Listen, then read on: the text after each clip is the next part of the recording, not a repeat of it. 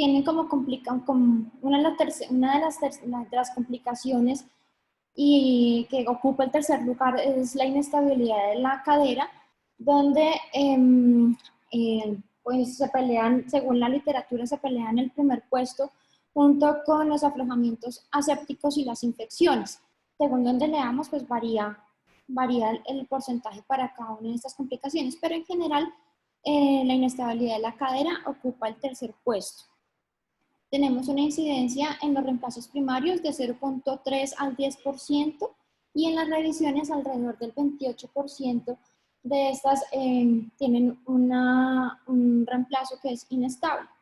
Tenemos entonces una clasificación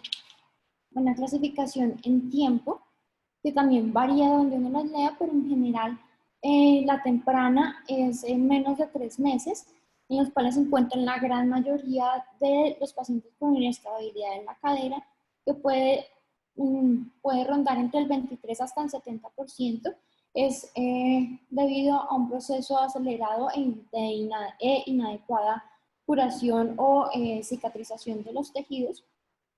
En la intermedia es de 3 a 6 meses. Tatiana, una cosa, Tatiana, ¿cuál es la causa que dijiste de la temprana, por favor?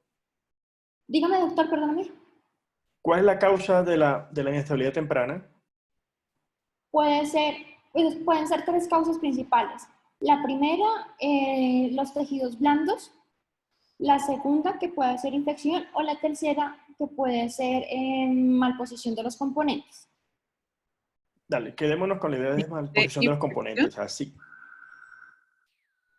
Sí, señor. Hola. ¿Infección?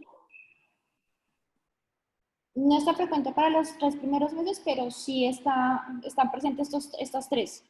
O sea, no estoy entendiendo. ¿Dijiste que una de las causas de la inestabilidad temprana es infección? Sí, señora. No.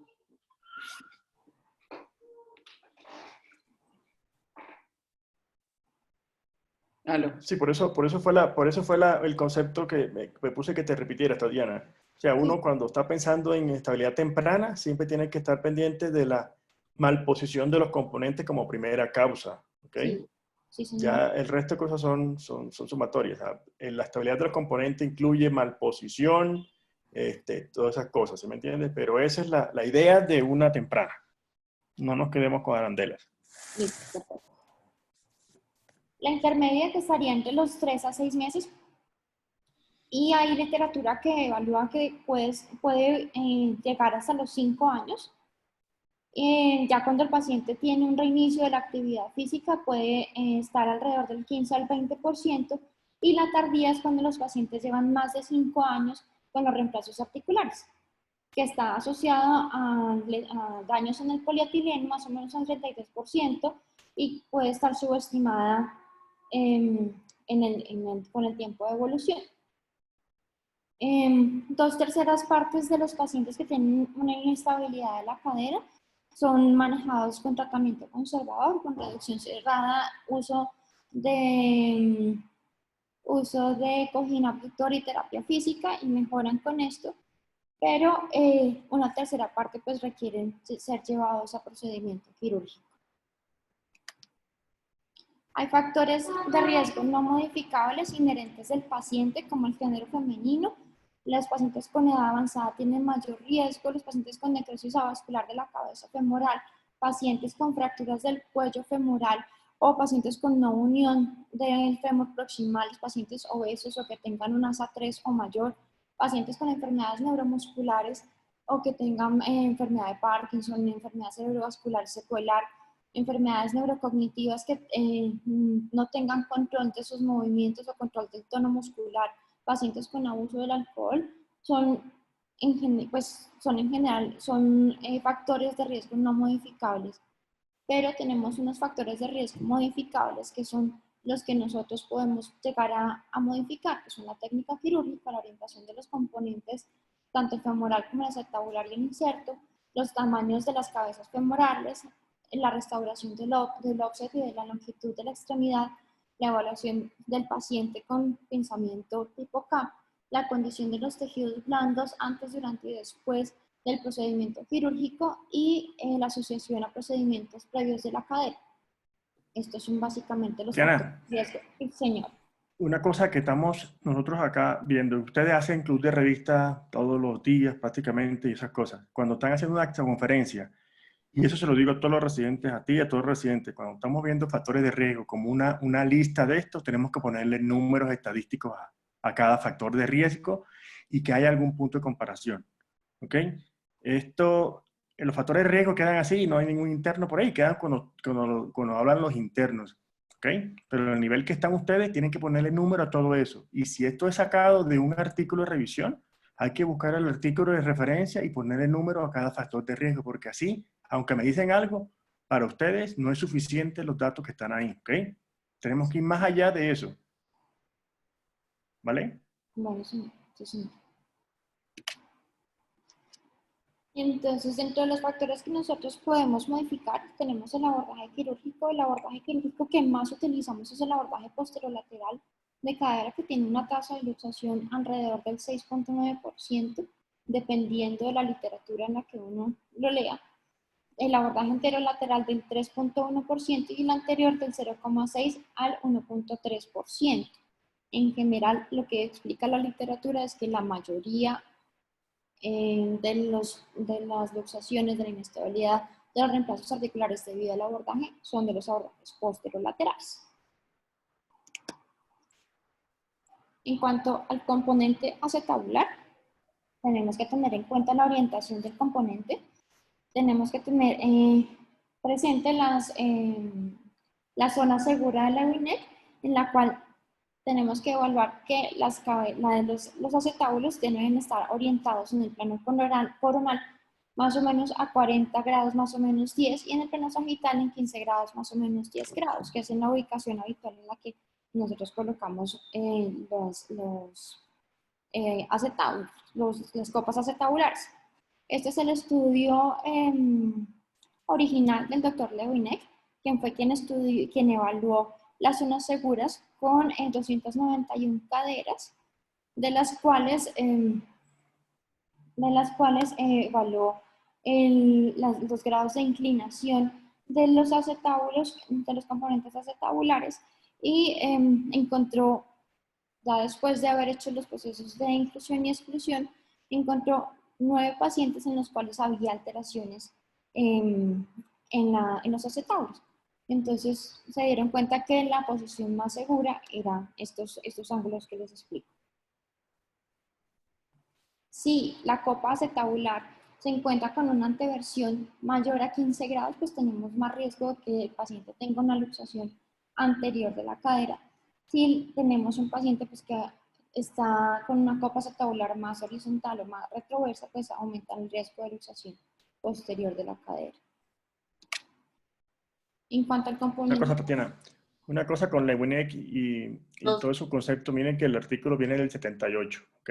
Entonces, es bueno que ustedes sepan que evidentemente esto existe, que las zonas de Lewis-Neck lo tomamos en referencia un poco de tiempo, pero ya con el advenimiento de las nuevas técnicas quirúrgicas, con la cirugía por robotizadas o guiadas por computador, estas zonas no son tan rígidas y tenemos que estar pendientes que esto es un concepto y un proceso dinámico entre acetábulo y fémur. ¿Ok? Entonces, los artículos no le van a dar tanta importancia ahora a esos datos como se lo daban hace 10 a 15 años. ¿Ok? ¿Por qué? Porque hay un gran número de caderas también que estaban en la zona de Lewis-Neck y también se luxaban. ¿Ok? Tatiana, revisamos hace una semana exactamente lo que está esto y revisamos que este concepto ya está reevaluado. Sí, señora. ¿Te acuerdas? Revisamos específicamente que si bien pues fue muy importante, como lo dice el doctor Monsalvo hace unos 10 y 15 años, este concepto que es estático está reevaluado y ya se sabe que muchas de las caderas que están dentro de la zona de Lewis-Neck se luxan. Entonces ya digamos que hablar de la zona segura no es válido, ni mucho menos, pues ahora sí estamos hablando de que una de las principales causas o la principal causa de una luxación aguda es la malposición de los componentes acetabulares, pues esto es histórico, pero no es lo que no es lo que debemos aprender porque ya actualmente, como lo revisamos hace una semana, este concepto está completamente revaluado. Sí, señor. Bueno. En cuanto al componente femoral, la anteversión femoral, pues tenemos que medir la anteversión femoral teniendo en cuenta el centro del cuello femoral y la tangente hacia los cóndilos femorales. Evaluar en estos pacientes la discrepancia de longitud y el offset, ya más adelante vamos a hablar un poco de esto. Y tener en cuenta que los pacientes ancianos tienen un canal medular mucho más ancho y una anteversión femoral mucho más amplia, aumento de la circunferencia de la longitud de radio del fémur es mayor. Por lo tanto, la medición en los pacientes ancianos con un canal medular pues, va a ser mucho más, debe ser mucho más específica. Tenemos que tener en cuenta entonces que la anteversión femoral del vástago debe estar controlada por anteversión del cuello femoral y del istmo, del istmo y la cortical posterior de la diáfisis femoral para así poder centrar adecuadamente el vástago en la posición lateral, teniendo en cuenta los 3 puntos que dan la estabilidad rotacional del vástago. Los diámetros de la cabeza femoral son muy importantes. Hay muchísima literatura sobre revisión de las cabezas femorales. Este es un estudio grande que encontré sobre el diámetro de las cabezas femorales del JBJS en el 2005 que hablaba del efecto y asociaba otros factores del efecto de la cabeza, del tamaño de la cabeza femoral junto con otros factores asociados. Entonces, ellos evaluaron los pacientes que tenían abordajes anterolaterales, posterolaterales y transtrocantéricos junto con el uso de las cabezas de 22 milímetros, 28 y 32 milímetros. De estos pacientes se encontraron estos 21.047 pacientes operados de la cadera, encontraron 868 luxaciones y de ahí empezaron a evaluar qué era lo que estaba pasando con estos pacientes, porque tenían mayor inestabilidad. Entonces encontraron que los pacientes que tenían unas cabezas femorales más pequeñas tenían más riesgo de luxarse que los pacientes que tenían unas cabezas más grandes. Entonces evaluaron tanto para las cabezas de 22 comparadas con las de 32 junto las de 28 milímetros contra las de 32 milímetros y se dieron cuenta pues, que los pacientes que tenían las cabezas femorales más grandes se luxaban menos.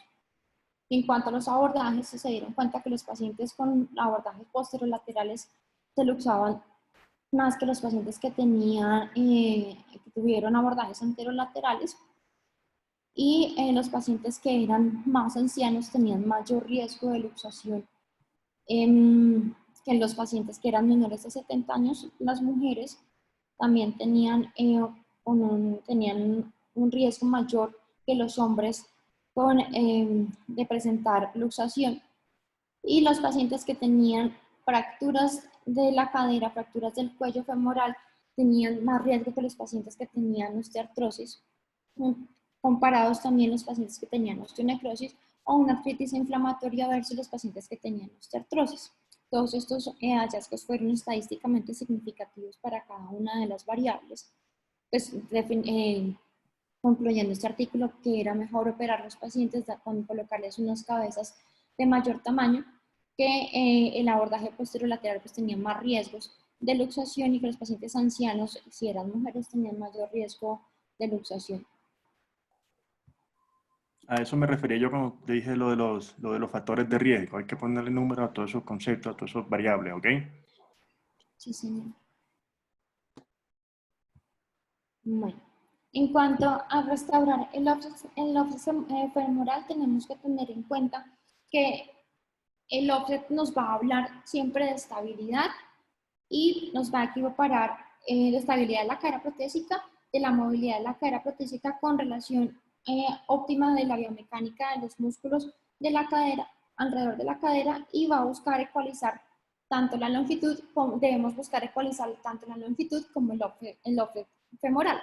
Entonces, siempre tenemos que tener en cuenta que debemos medir en el planeamiento prequirúrgico, se debe medir adecuadamente el offset para poderlo tener en cuenta durante el procedimiento y evaluar la longitud exacta. Entonces, ¿cómo debemos medir el offset? Es sacar el eje dificiario del fémur y el centro de giro de la cabeza femoral. Hacemos una perpendicular al eje dificiario del fémur hacia el centro de la cabeza, al centro de giro de la cabeza femoral, y ese es mi offset. Debe darnos una distancia que debe ser equiparable tanto en el preoperatorio como en el posoperatorio. En el transoperatorio de los pacientes se debe medir, nosotros acá tenemos una herramienta muy bonita, es un caliper, que nos mide tanto la longitud como la distancia objetiva de el offset antes de hacer el procedimiento quirúrgico y después de hacer el procedimiento quirúrgico. Debe siempre medirse el offset para todos los pacientes porque esto ayuda a que las caderas sean mucho más estables en el posoperatorio. Hay artículos como, este es un artículo de revisión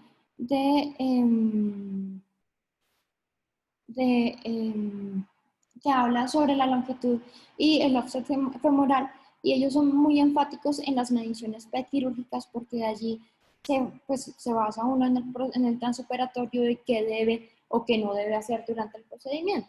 Entonces, si ustedes evalúan la longitud de las extremidades en la imagen A, en la imagen B y en la imagen C, tienen que trazar una línea. En la imagen A, por ejemplo, tienen que trazar una línea biisquiática y medir desde el centro de los trocánteres menores hacia la línea biisquiática. Esto les va a dar una longitud y allí se van a dar cuenta de la discrepancia de longitud que tienen las extremidades para que ustedes en el momento de realizar el reemplazo articular deban tener en cuenta esta longitud y no les vaya a quedar una cadera más corta o más larga, porque pues el paciente obviamente lo va a sentir, inmediatamente se ponga de pie, pero es un factor de alto riesgo para una demanda.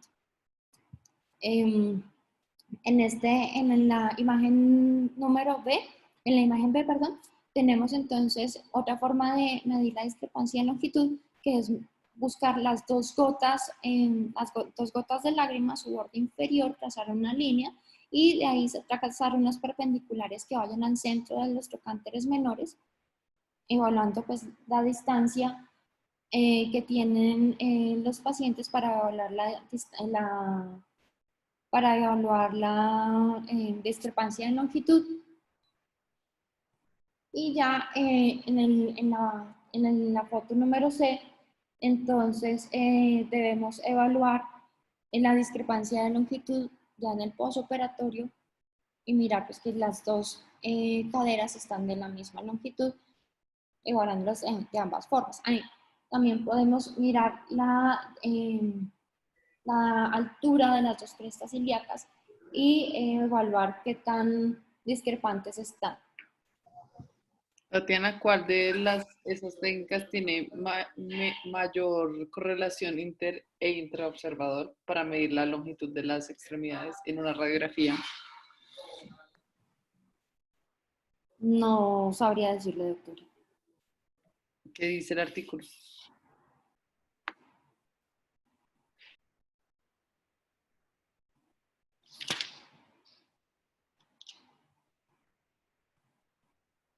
No tengo acá el dato, doctor.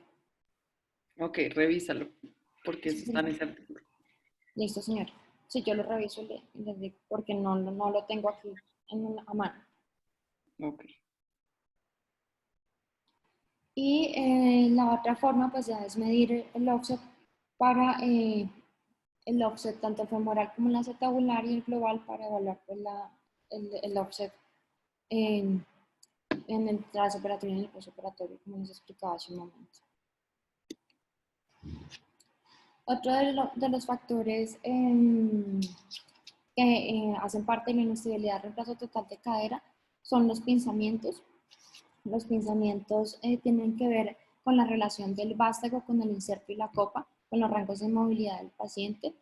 Cuando el vástago, por ejemplo, cuando el vástago tiene un cuello o una base ancha, tienen mayor riesgo de que tengan roce o tengan contacto con el inserto o con la copa misma. Ya también varía también la posición del inserto de la copa y puede llegar a pinzarse y producir dolor, inclusive sonido en las caderas de los pacientes. En cuanto también puede presentarse el contacto del trocánter menor con la pelvis cuando se disminuye, se acercan pues, el trocánter menor hacia la pelvis. Con el offset puede estar el offset acortado y puede disminuir esta distancia. Y cuando tenemos pacientes con pinzamientos tipo CAM o tipo pincer, pues esto va a aumentar el riesgo de pinzamiento de, de los reemplazos articulares. Ese concepto no lo entendí, Tatiana. ¿Eso está escrito dónde o qué? ¿Cómo está sustentado eso? ¿El pinzamiento femoroacetabular predispone al pinzamiento posoperatorio un reemplazo? Deme un segundo.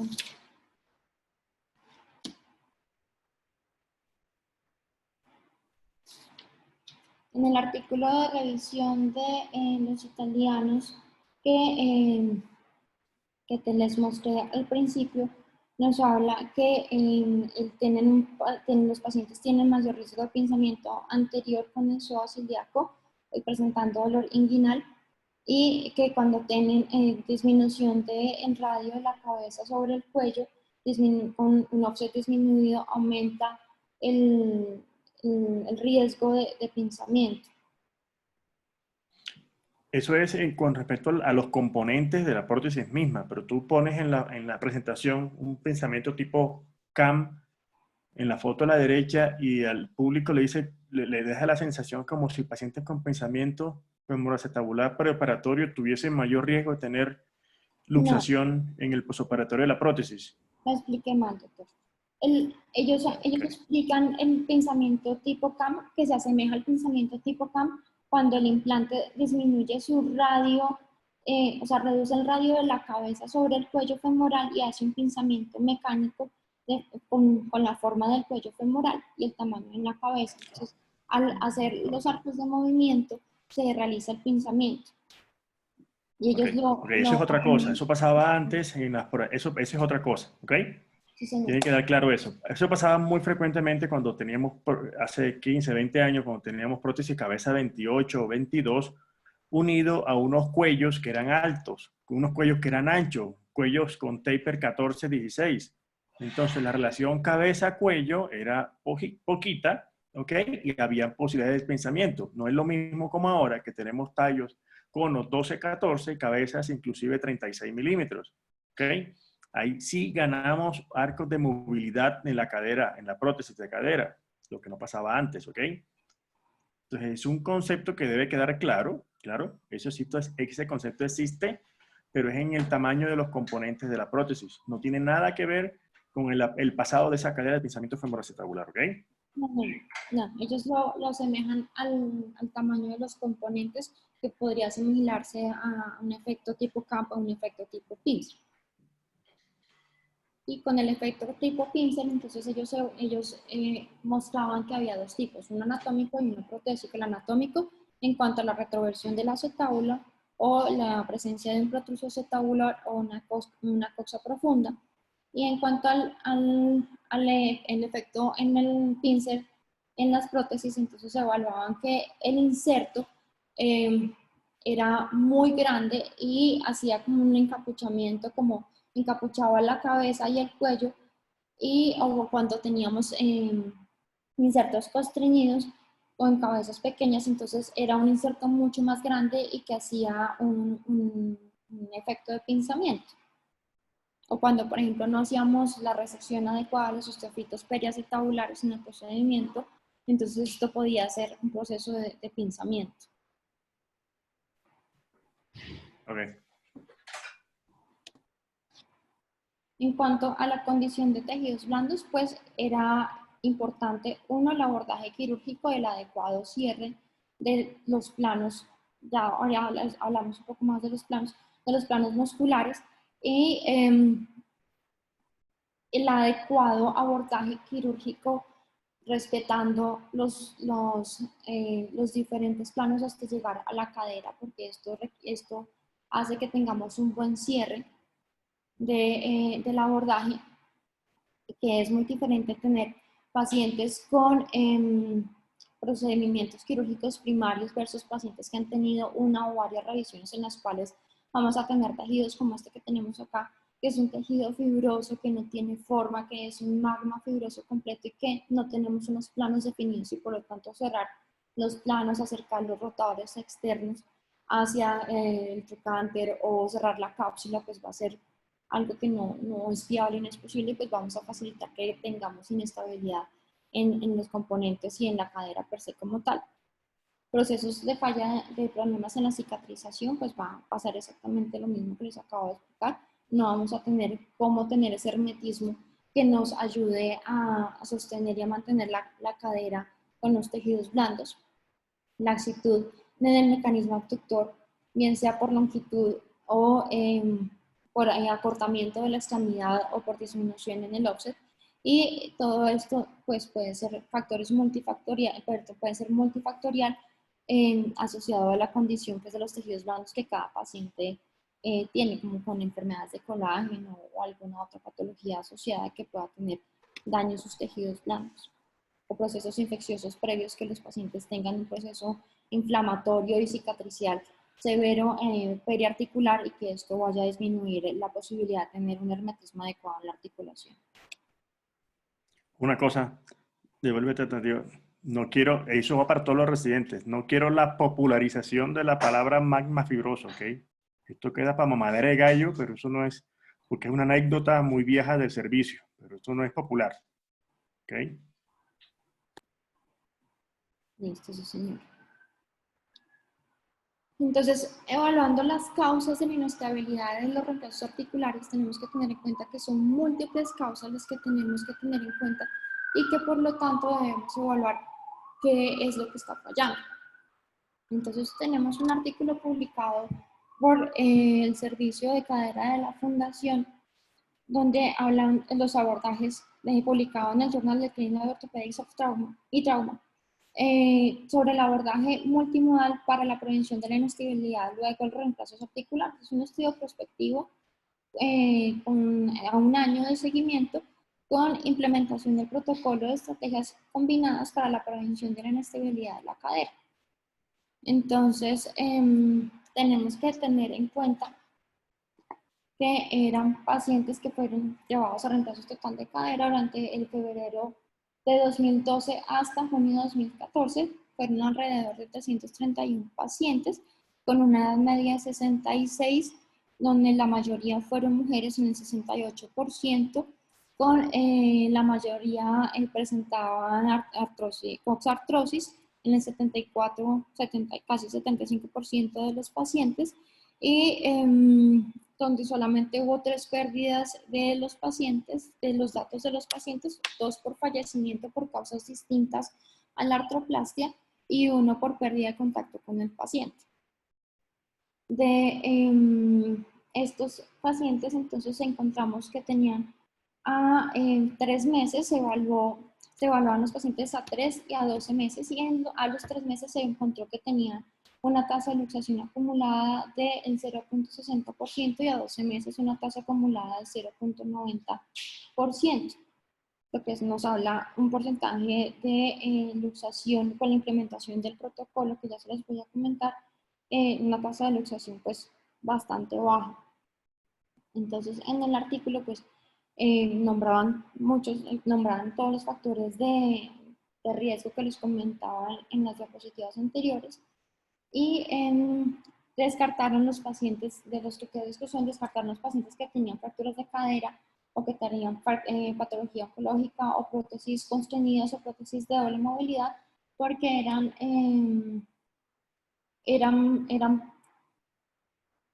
tenían pacientes con mayor riesgo de luxación, entonces no eran incluidos en el estudio. El tipo de abordaje, pues fue un abordaje quirúrgico posterolateral con una mini incisión, donde sumaron varias estrategias para hacer educación y tomaron varias estrategias para que los pacientes pudieran disminuir el riesgo de luxación de inestabilidad del reemplazo articular. Entonces, a todos los pacientes, al 100% de los pacientes, se les dio educación. De estos pacientes, todos fueron abordados con el abordaje posterolateral en el procedimiento quirúrgico. El 265 pacientes se les colocó una cabeza grande, una cabeza de tamaño mayor o igual a 32 milímetros. Dentro de los procedimientos quirúrgicos, a 300 pacientes se les realizaron las mediciones del offset de la discrepancia de longitud con el caliper intraoperatorio. A todos se les evaluaron por los movimientos intraoperatorios después de la colocación de los implantes. Se les realizaron los movimientos para evaluar inestabilidad al 99% de los pacientes. A 326 pacientes se les hizo la reparación de los rotadores externos con el 98.49%. Y a todos los pacientes, o sea, a todos los pacientes se les hicieron todas las intervenciones, que fueron a 295 pacientes en total, que da para un 89.12%. Estas 6 estrategias sumadas, todas juntas, demostraron que tienen una tasa de luxación acumulada muy baja y que antes de que nosotros en la fundación tuviéramos este protocolo, teníamos una tasa de luxación del 5.8%. Entonces, en la conclusión de este artículo, se daba que la implementación de las múltiples estrategias preventivas para la luxación obtiene resultados con tasas mucho más bajas de las previas reportadas y que considerábamos que la implementación de estas estrategias combinadas durante el reemplazo era más efectivo que el uso por cada una de las estrategias por aparte, y que recomendaban la implementación de las estrategias multimodales. Pues nosotros yo creo que vemos como estas estrategias como del día a día, pero pues todo tuvo un proceso y pues evidentemente se ve el cambio desde antes del protocolo a después del protocolo de pues multifactorial, multimodal.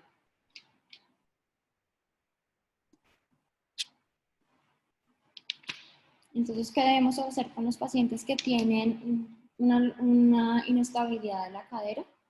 Entonces, tomamos las radiografías, evaluamos hacia dónde está la luxación. Bajo anestesia se hace una reducción cerrada. Se coloca un inmovilizador temporal, un cojín abductor de la cadera. Se hace la radiografía posoperatoria y se le toman al paciente laboratorios para evaluar que no tenga infección. Si Tatiana, no es un cojín abductor, es un brace abductor, son diferentes. Es diferente un brace abductor a un cojín abductor. Un cojín abductor es el que se usa en el posoperatorio inmediato a los reemplazos de cadera, que es pues que es el que ustedes han visto, diferente a un brace abductor, que es una ortesis. Sí, señora. Son diferentes. Sí, señora. Y tenemos hallazgos anormales en la radiografía, pues debemos tomarle un TAC al paciente para evaluar si tenemos alguna anormalidad, bien sea en el fémur o en el acetábulo. Tenemos que, si no tenemos una evidencia de la causa de inestabilidad, debemos continuar con el brace abductor y con terapia física para fortalecimiento y mejorar los hábitos de movilidad del paciente. Si tenemos signos de pinzamiento, tenemos que evaluar la causa del pinzamiento, si es por alguna malposición de los componentes.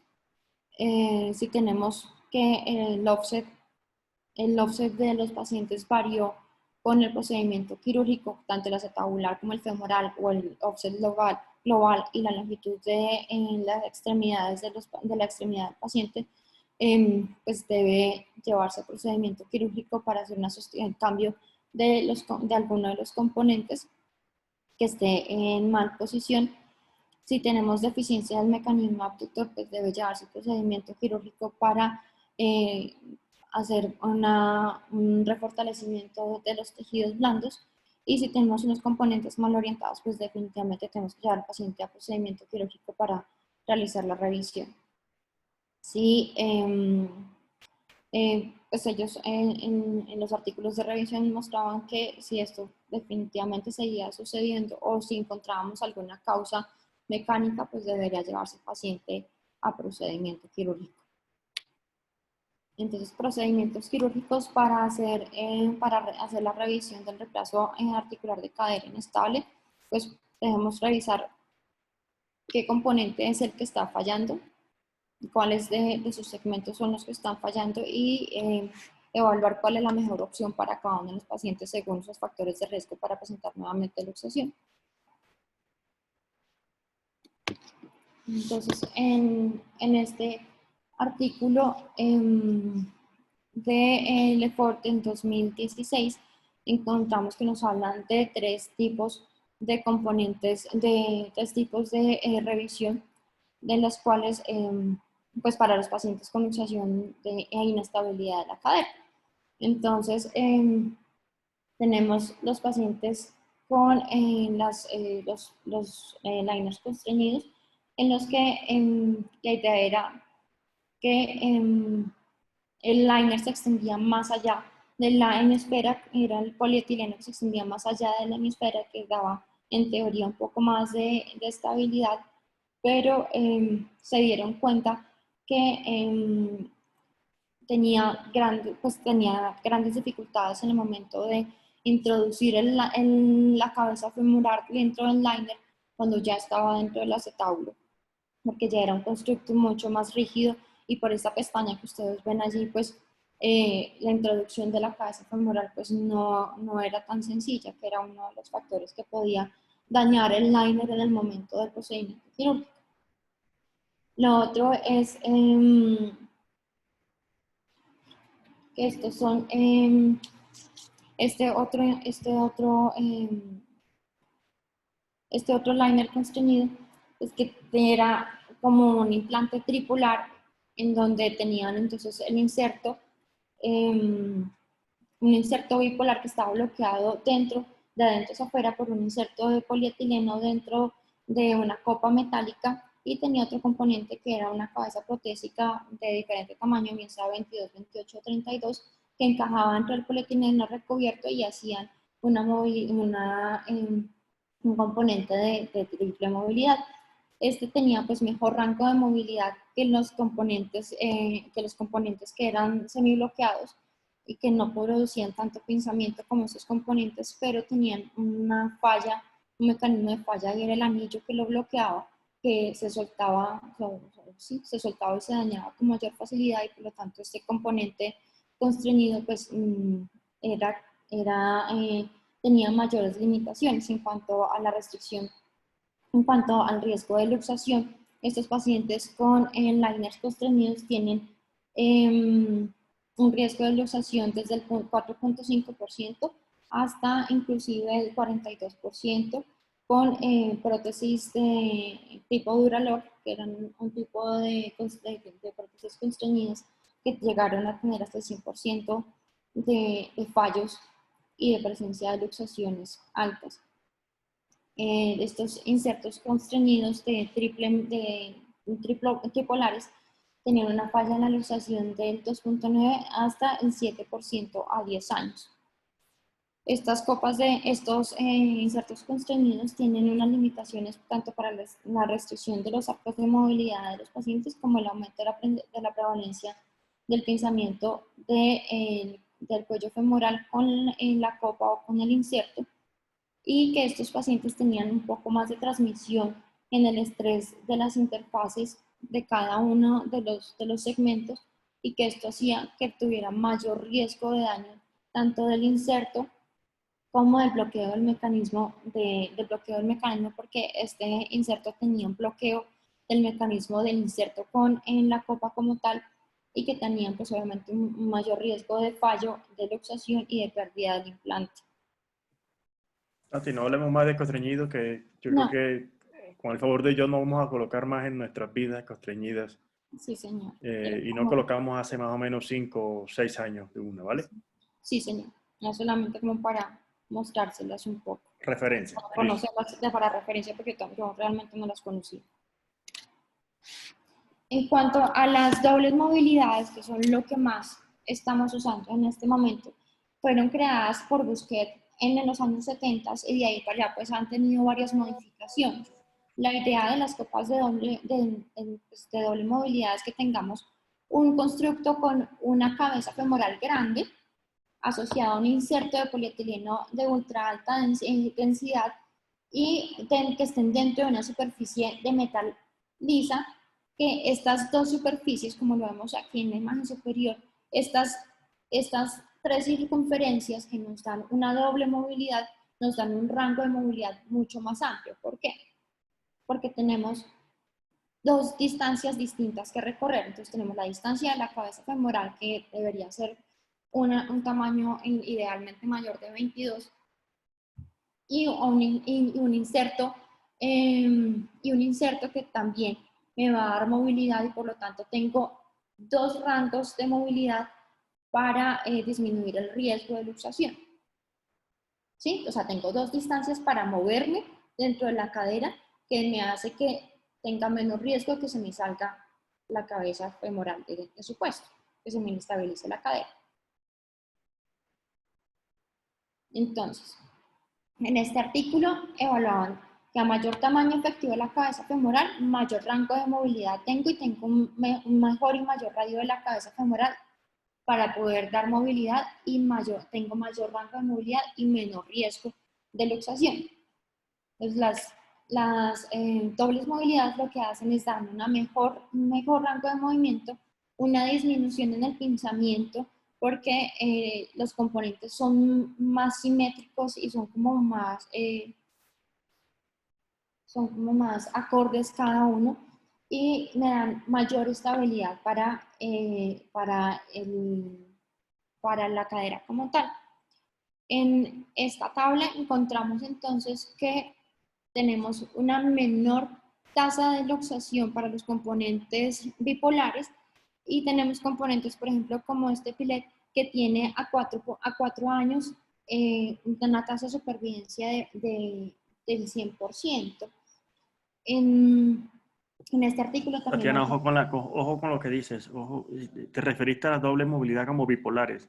Perdón, Sí, en teoría, sí son en teoría son bipolares, pero en la literatura y todos van a referenciarlas como dual mobility o doble movilidad, ¿ok? Doble movilidad, sí señora. Bipolar es otro tipo de prótesis. Sí señora, perdóname, doble movilidad. Y en cuanto a la supervivencia de las prótesis con doble movilidad, entonces tienen que, en este estudio evaluaron que tienen alrededor del 81% a 15 años, 75% a 20 años y a 22 años el 74%, pues que en pacientes con factores de riesgo para luxación de cadera, pues es una muy buena opción. Tienen un riesgo de luxación como primer procedimiento de un reemplazo articular del 0 al 1.4%, pues que realmente es un porcentaje bastante bajo, y un riesgo de reluxación del 0 a 5.5%. Es que tienen la primera generación tenían más riesgo de luxación, pero que en las prótesis de doble movilidad de segunda generación tienen un riesgo de luxación pues mucho más bajo, y las actuales tienen una tasa de supervivencia a 6 años, que es como el estudio más largo que hay, tienen una tasa de luxación, de supervivencia de 100% a 6 años. Pues que es realmente pues muy bueno. Entonces, en conclusión, pues con las dobles movilidades, pues que serían ideales para los pacientes con factores de riesgo, como los pacientes que tienen fracturas de cuello femoral, que son mayores de 70 años, que tienen alguna enfermedad neuromuscular o cognitiva que ponga al paciente en mayor riesgo de luxación de la cadera. Y para la conclusión pues, de la revisión, pues tener en cuenta que las inestabilidades del reemplazo articular son multifactoriales, que no es un solo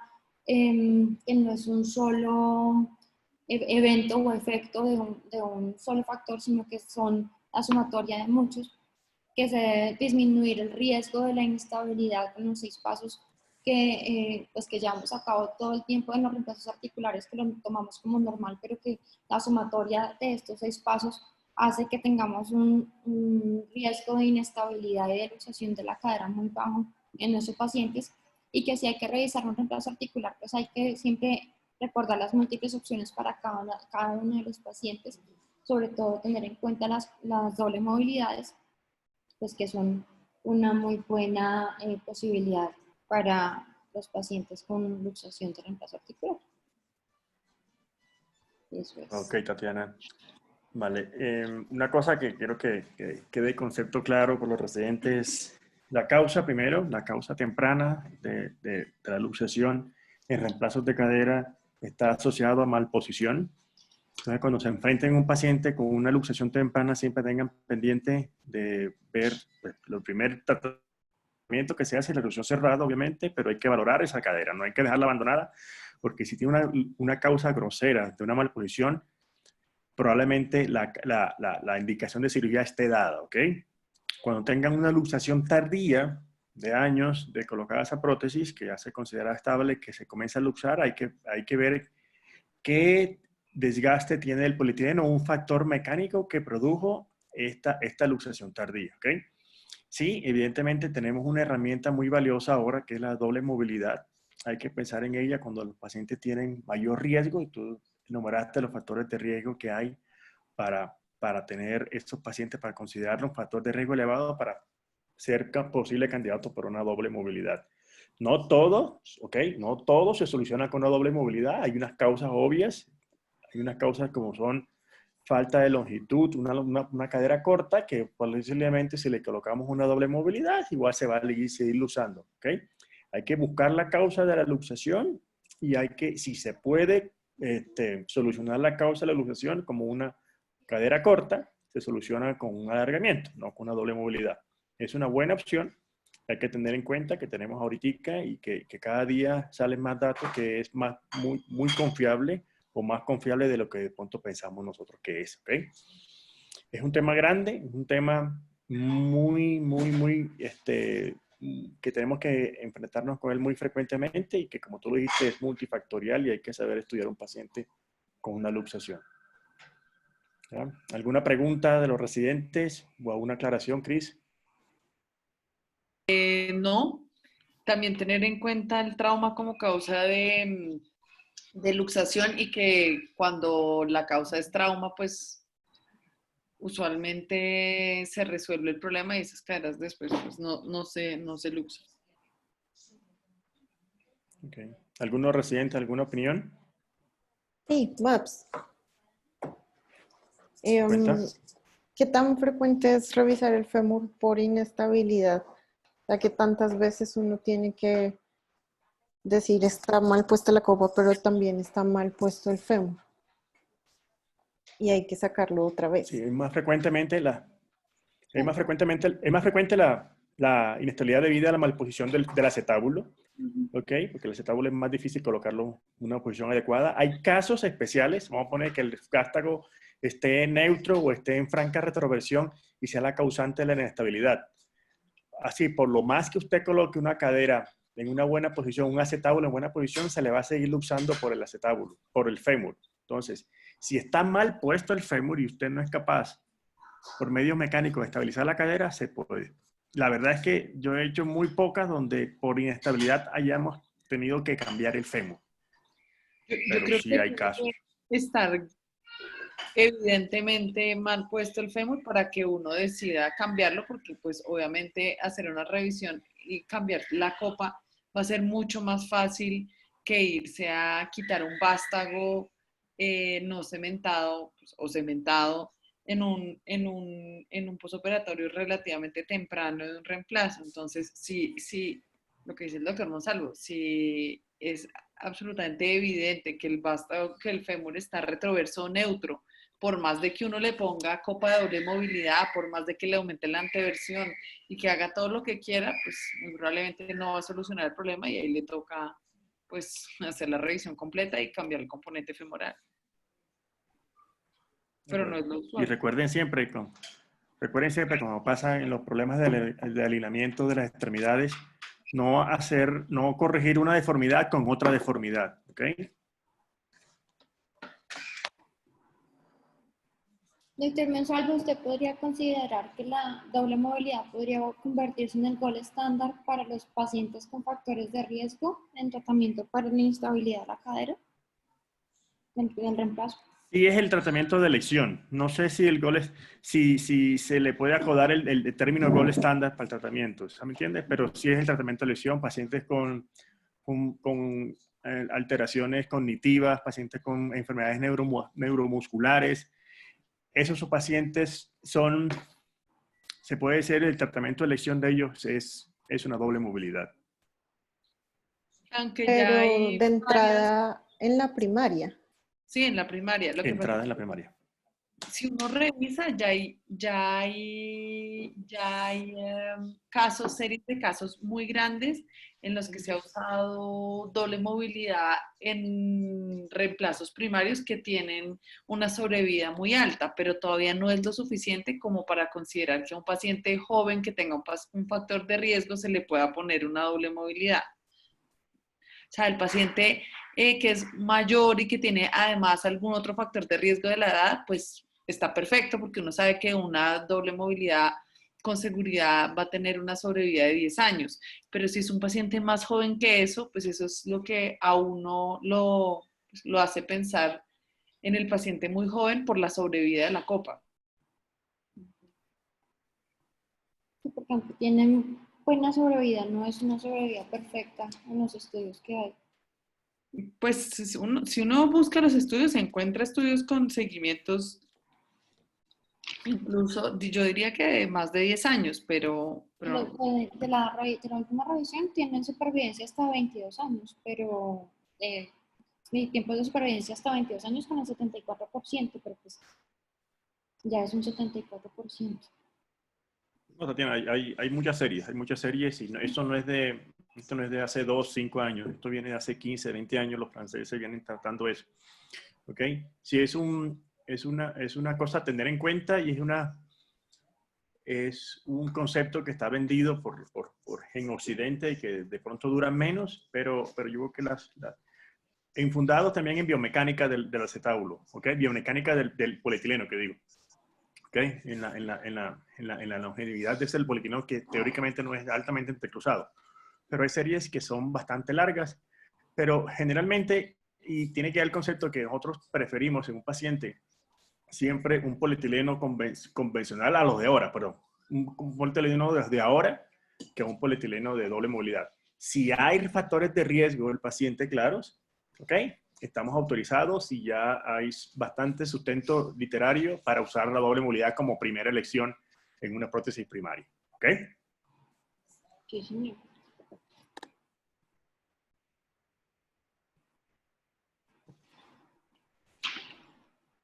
¿Alguna otra cosa más de los recientes?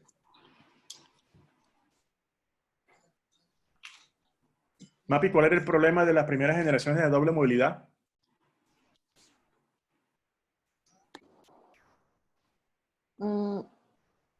No me acuerdo.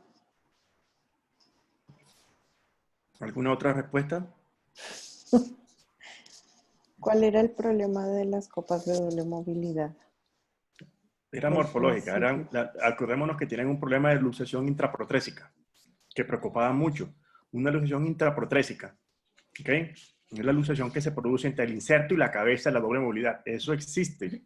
Y eso se corrigió con variaciones, con alteraciones y con modificaciones en la propia anatomía de ese inserto y de esa copa. ¿Okay? Ya la segunda y tercera generación son copas anatómicas y con diferencias de diseño en el inserto para evitar esa luxación intraprotésica, que aunque no era mayor, que no era un gran número de luxaciones intraprotésicas que se producían, una luxación intraprotésica, una doble movilidad requería que el paciente tuviese que hacer una reducción abierta, o sea, cirugía de inmediato, ¿ok? Cosa que no pasa con las prótesis convencionales. Pero por eso es que se han hecho modificaciones en el diseño de la prótesis para que no produzca esta luxación que es quirúrgica desde entrada. Ok. ¿Sí? Yo tengo una pregunta rapidísima. Dejamos aquí. Sí, cuente. Yo he visto, pues últimamente vi que hay unos liners, usualmente en la fundación yo he visto el liner que tiene como una pestañita posterior, pero hace poco vi unos liners que son el liner lateralizado, que es como que esa pestaña está aumentada en toda la circunferencia del liner. ¿Hay algunas indicaciones específicas para poner ese liner que es pues más grande, que ese liner es el lateralizado, o poner el que usamos en la Santa Fe normalmente, que es que tiene la pestaña posterior? Estamos hablando de prótesis convencionales, ¿cierto? Y No de doble pues movilidad. sí. Ok, hay unos liners lateralizados, sí, hay, especialmente que yo conozco, eso lo traía a la casa de Zimmer, y eso se producían cuando cuando los liners eran para copas de 54 en adelante, ok, tratando de solventar la falta de offset de ciertas prótesis. Ok, esos liners sí vienen lateralizados con ese objetivo, aumentar más el offset de esas prótesis o de esas caderas que serán con unos offsets grandes. Ok. ¿No? Pero Ese es el objetivo de ¿tendrían la realización de eso. pinzamiento? ¿Cómo? ¿Tendrían más riesgo de pinzamiento? ¿Sería un liner más grande? No. Era que eran pacientes de tamaño grande que tenían un offset grande. Entonces, con los liners convencionales, ¿ok?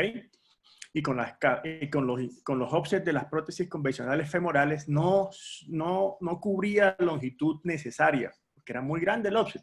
Entonces, Ok. para solucionar el problema, se crearon los insertos, ¿ok? Por encima de 54, perdón, sí, 54, 56, 58, esos insertos tenían la opción de tener un 3 milímetros, si no estoy mal, más del aire, más de fondo, para que saliera y aumentar el offset de la prótesis. Ahora sí. ¿Ya? Pero nada, convencionalmente utilizamos los del realce de 10 grados posterior, normal. Sí, o sea, el liner lateralizado lo que aumenta es el offset, en cambio el liner elevado, que es el que usamos usualmente, lo que hace es que aumenta el jump distance. Pero no, pues yo personalmente nunca he visto, nunca he puesto un liner lateralizado. Sí, se pedían, Chris, anteriormente se pedían a Zimmer y ellos los No, traían. eso. Antes sí, pero digo, yo nunca los he usado. Ok, vale. Está muy polla. No. ¿Dejamos aquí entonces?